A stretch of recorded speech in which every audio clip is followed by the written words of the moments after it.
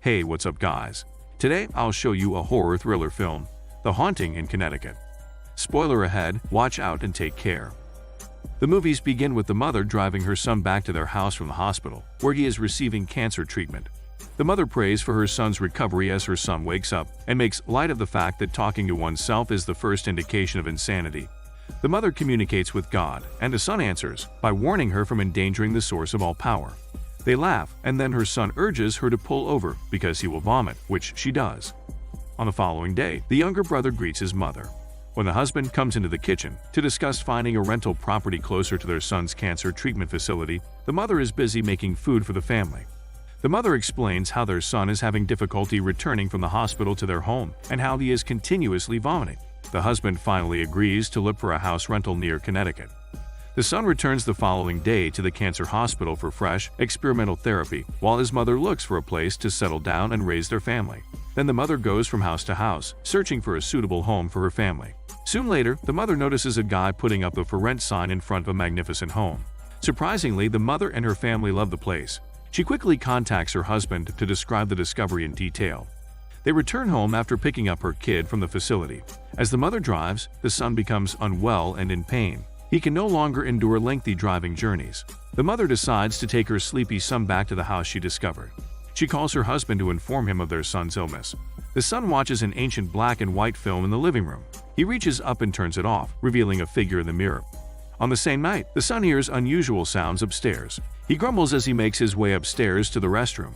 He returns downstairs as soon as he's finished splashing his face. When he's about to fall asleep again, he hears strange sounds. In the morning, he gets up and goes downstairs.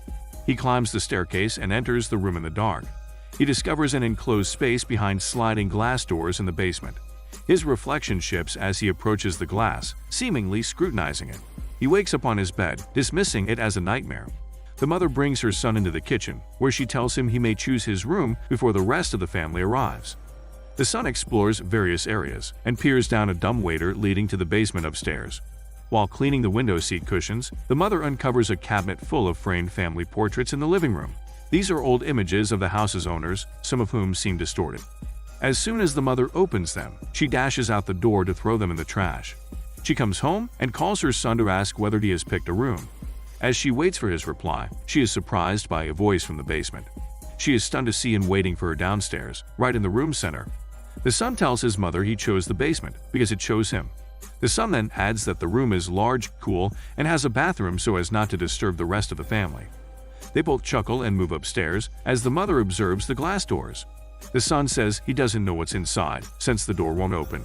Wendy and Mary, the female cousins, have come with the rest of the family, including the husband. They hurry up the stairs, laughing, to claim their bedrooms. Wendy is shown to a room with a massive closet. As they shut the closet door, a person appears in the image of a mirror hung on it. The son is helping his father carry items into the home and his bed to the basement. When the husband comes upon the walled-off area and turns the knob, he wonders aloud whether it's for storage. In his sleep the next night, the son starts to see images of corpses being buried from the perspective of an adolescent young man. His hand burns as he reaches for the doorknob, which he goes over to.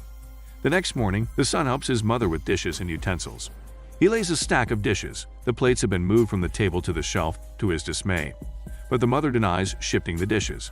Suddenly, when he attempts to remove them from the shelf, they fall off the table, abandoning the notion that hallucinations are a side effect of his new prescription. The mother fears for his son's trial, so she rushes over to help him pick them up. The son denies seeing anything and admits being tired and placing the plates too close to the table's edge. After another round of treatments, she brings her son inside. She helps him rest against a porch pillar while going to the car to get her purse. His hand slides into the decomposing skin while his palm rests on the pillar. After the vision, he calls his mother and returns to the original plan. Later that night, he witnesses an older bearded guy carving symbols onto the skin of decomposing corpses. He wakes up, eyes closed, and enters the previously inaccessible room. The following day, his younger brother comes downstairs and is surprised by the former morgue of the previous funeral parlor. When the son offers to take the young brother to the embalming table, he checks the other equipment. As the son spins the table, the younger brother lies down. Images of an empty coffin filled with sandbags overwhelm the son's head. He spins the table, disregarding his younger brother's pleas to stop. The husband jokes that the door is open because he loosens it. Upon seeing the equipment in the room, he is shocked and storms to his wife and wants to know when she first learns of the house's history.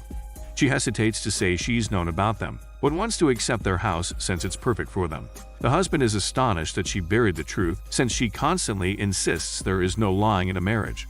In response, the mother says her husband is only like that while intoxicated or lying to her, implying his alcoholism has previously damaged their marriage. During dinner, the husband informs the rest of the family about the home, but they don't care. They grasp hands, and the son is enthralled by another vision of a group of people, performing a ceremony with the young man called Jonah. When he awakens from his trance, his family freezes in horror. The son's elder cousin accuses him of frightening her, and the son urges her to join the group while discussing a book they use to read. The following day, the son is back in the hospital, watching TV in a room with other patients. Right then, he hears a noise and turns to discover crabs crawling on the floor, and his legs and arm in dread. While the nurse draws blood from his arm, he's conversing with another patient. As they are both nearing death, the son reveals that he has seen things. According to the patient, he and his wife, who is also approaching death, have had similar experiences of seeing things while lying on their deathbeds. The patient gives the son his card and tells him to call him if he needs to talk. As the family sleeps, the older cousin is painting her nails and listening to the younger sister, who is playing with her dolls and chatting of herself. The withered hands with symbols cut into them can be seen behind the younger cousin, as she loudly requests the lights to be put back on. The son goes upstairs the following day to look for his younger brother and cousin. A person enters the room as he peeks into Wendy. He sees Jonah frantically packing his possessions into a suitcase as a voice screams his name. It's a good thing he didn't follow Jonah downstairs. He jumps out of the path as the door slams behind him. The room has a shrouded body on every surface and is no longer empty. So when one of the bodies moves, the son calls out for help from Wendy. The shrouds and withered corpses surround him and make him in fear. He pushes one aside, only to discover he shoved his younger brother, and his family is terrified again. The patient urges the son to find out what the spirit wants from him. Even after lowering himself to his room's floor, he struggles to do sit-ups. The son sees a burnt figure in front of him and asks the ghost what it wants from him. When everyone returns, the mother rushes to her front room to comfort her children. The son rips at the wall with his fingers and leaves a pile of furniture in the center of the room, naked and bloody. The mother and husband take their son to the doctor, who says his odd behavior is unrelated to his illness or treatment. The stress of their son's illness and unusual behavior is tearing the family apart. A heartbroken mother prays for her son, but she sobs. The children ask their older relatives to play with them. She tells them to run and hide, and they do. The younger brother hides in the dumbwaiter before his cousin can join him. Mary chose to hide in the family's attic. Suddenly, the younger brother turns around, sees the flaming ghost in the dumbwaiter, and screams out loud. Mary's leg slips through a rotten section of the floor as she flees the attic. She is imprisoned in an attic floor when Wendy frees the younger brother from the dumbwaiter. When the son reaches inside the hole, he finds a metal box with photos. He then lifts it. Then he and Wendy rummage through the box and photos in the kitchen. Both are captivated. Photos show Jonah during the seance spewing ectoplasm, while another box has strips of an unknown material. Wendy notices the son's smile of awareness as he finishes putting the box away. Wendy suggests they look into their new home's history to see whether it's haunted. The son goes to the library and finds out that the terrifying bearded person he always dreamed about actually managed the funeral parlor. His name is Ramsey.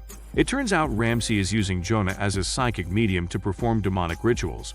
Those who attended one of the seances are found dead, as was Jonah. In the 1950s, state authorities excavated a cemetery near the property to build a new road and discovered several unburied bones. Afterward, the son and Wendy decide to contact the patient to see if he can help. The patient checks images in boxes, realizing that the smaller box includes eyelashes that Ramsey removed from corpses while processing the bodies by himself.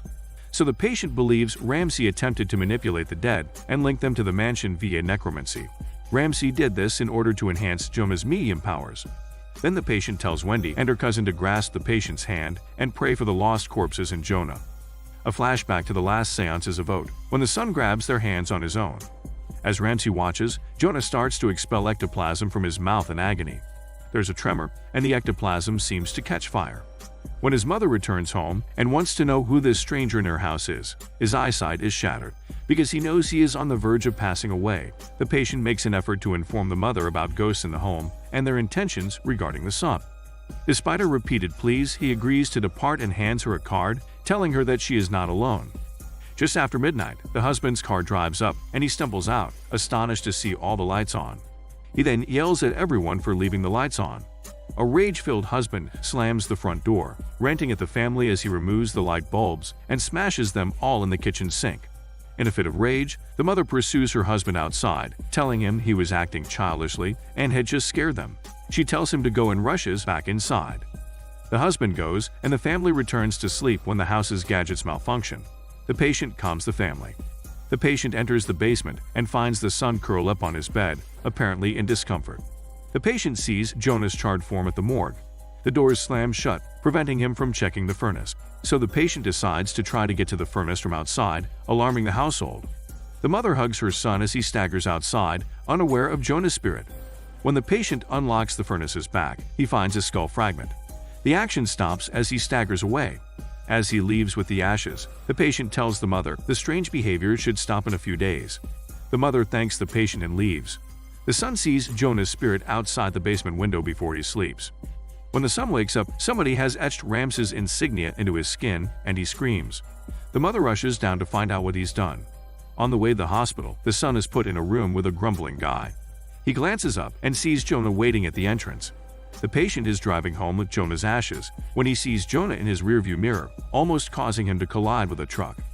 He goes off the road, and he and Jonah start seeing visions. Jonah wakes up when the seance's flames explode from him. The visitors are burned corpses, and Ramses is dying from his wounds. Jonah comes to him, and Ramses screams, "Run!" This is when Jonah dashes upstairs and gets into the dumbwaiter. In the basement, he cries for aid, but is thrown into the furnace, which catches fire and kills him. Jonah's soul vanishes as his ashes drift out of the patient's car after this last glimpse. The husband meets his wife in the hospital and apologizes, but she accepts it. The doctor tells them their son is sedated, but that failed treatments have advanced his cancer. The doctor says their kid will die and doesn't know why. Once inside, they find the son's escape route and a weird man reciting the two dead boys beat again. Back at home, Wendy is putting children to bed when she bites into an apple and gags since it has rotted inside. She walks downstairs and discovers all the food has decayed, so she tosses it out. She takes a shower after spilling something on herself, missing the patient's panicked call. After the patient removes Jonah's soul from home, he sends them a note warning they must go since the bound spirit's fury has been unleashed. Wendy misses the call and is assaulted as she exits the shower. The shower curtain almost drowns her.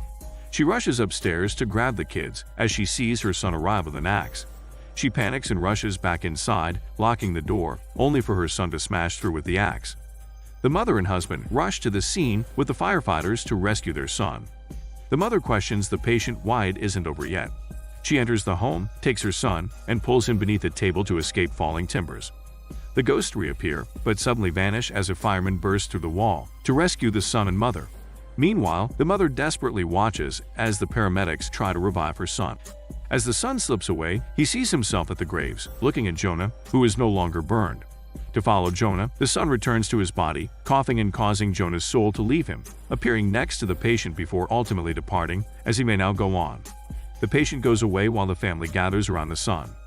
The movie ends with the son's cancer disappearing, and he made a complete recovery, and the home was repaired and resold to the new owners, reported with no additional episodes of haunting, as the mother explains how God works in strange ways. This is Daniel CC Movie Channel. Stay safe and enjoy your day.